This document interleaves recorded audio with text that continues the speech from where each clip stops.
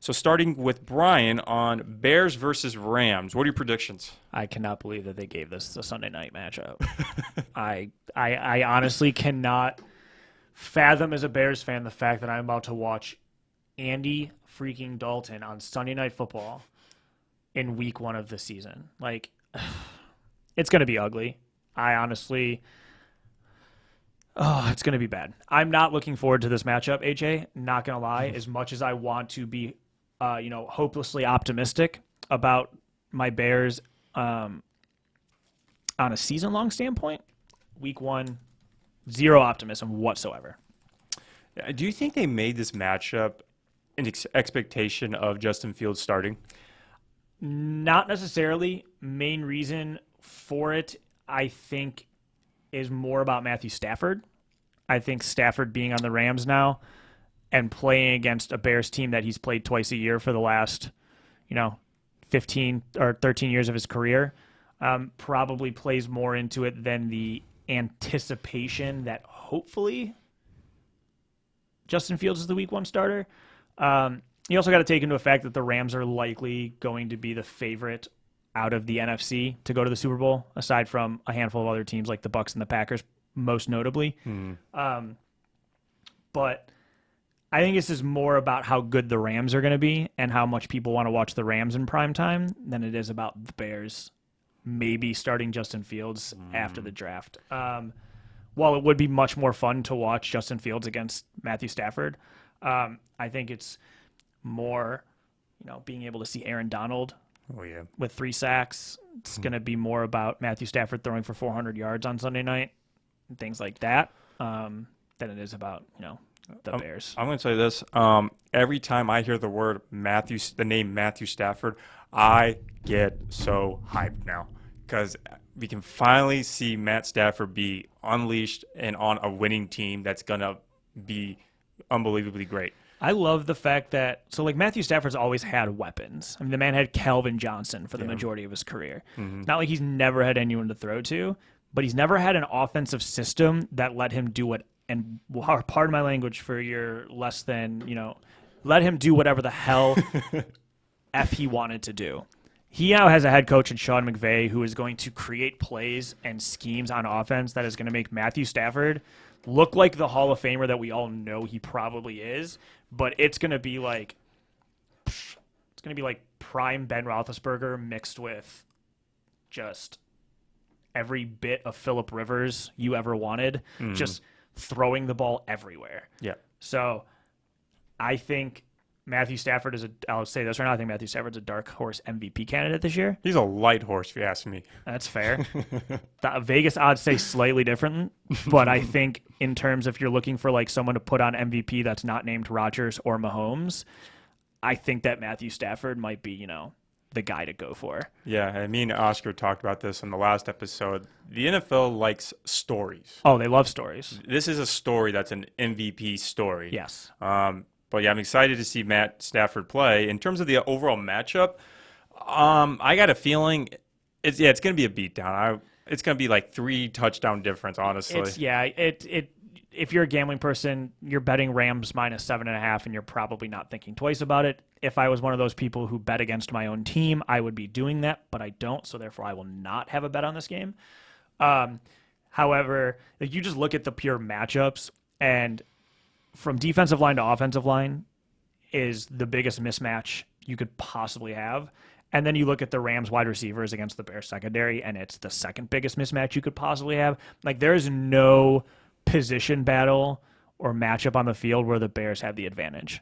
Who is Jalen Ramsey going to match up with? Allen Robinson. Allen Robinson? Yeah. Okay, that's good to know because when they played last year, he found himself on Darnell Mooney a couple times. That's what I was going to go on, because Darnell Mooney is kind of, I said in a previous episode, he's kind of one of the breakout players to watch out for. Agreed. I think he has some tap potential, and it just didn't help that Mitch Trubisky wasn't the guy for him. And I think we'll see more of that. Not this game, but I think in future games when Justin Fields eventually takes the field or Andy Dalton gets more accustomed to the offense, Darnell Mooney will definitely shine a little bit more. I completely agree. I really like Darnell Mooney. One of the few picks Ryan Pace has made in his career as Bears GM where I've been like, good on you, man. Great job.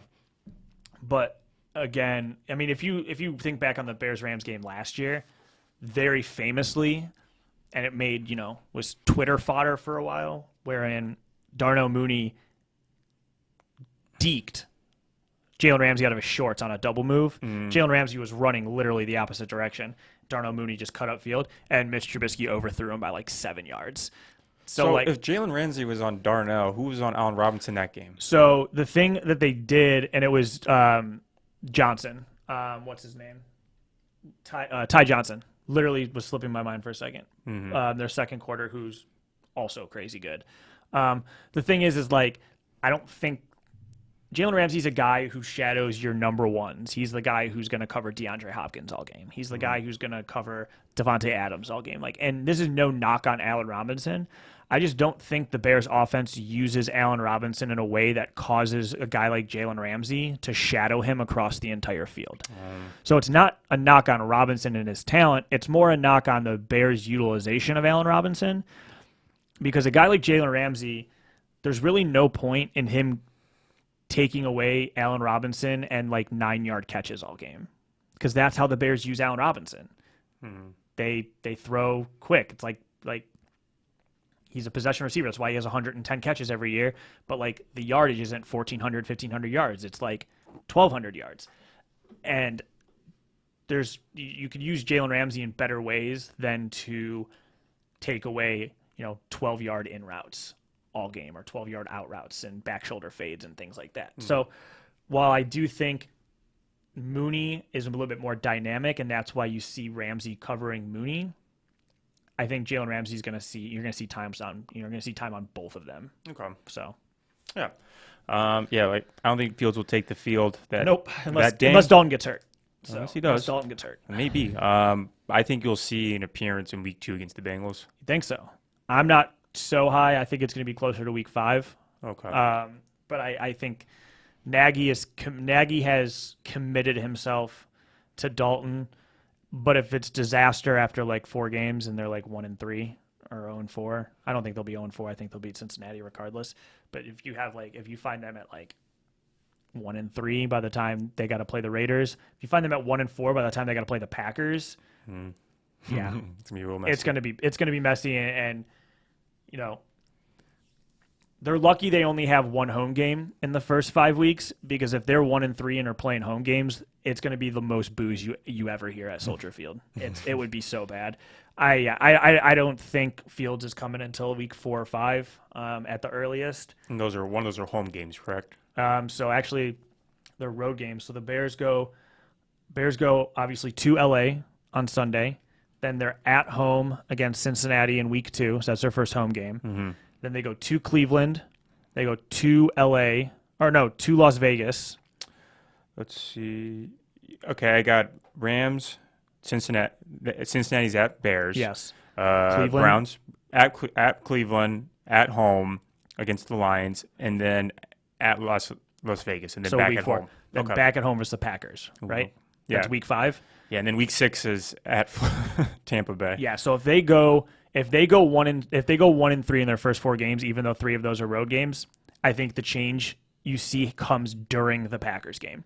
Because if they are 1-3 and they're losing at home to their division rival, who you literally cannot afford to lose to anymore, and you're down like a touchdown or 10 points at halftime, it's going to be very difficult to justify continuing to play Andy Dalton. I think at a certain point, you just got to say, Justin Fields is our quarterback of the future. Let's see what's going on here. So let's say that they're at home against the Packers. Packers are whooping them fourth quarter, down by 3 touchdowns. Put them in. Do you see a situation where Jordan Love and Justin Fields could both in the field? 100%. That'd be cool. Without a doubt, you could. But I do think if the game against the Packers gets anywhere close to out of hand, the change has to come at that point. Okay. It's just like there's no justification for continuing to have Andy Dalton anymore. I mean, I do see a situation where he either plays week 2 or he plays against the Packers at home. Yeah. Okay, speaking of the Packers, let's carry on to the Packers versus Saints. I believe this one is at Saints. Let me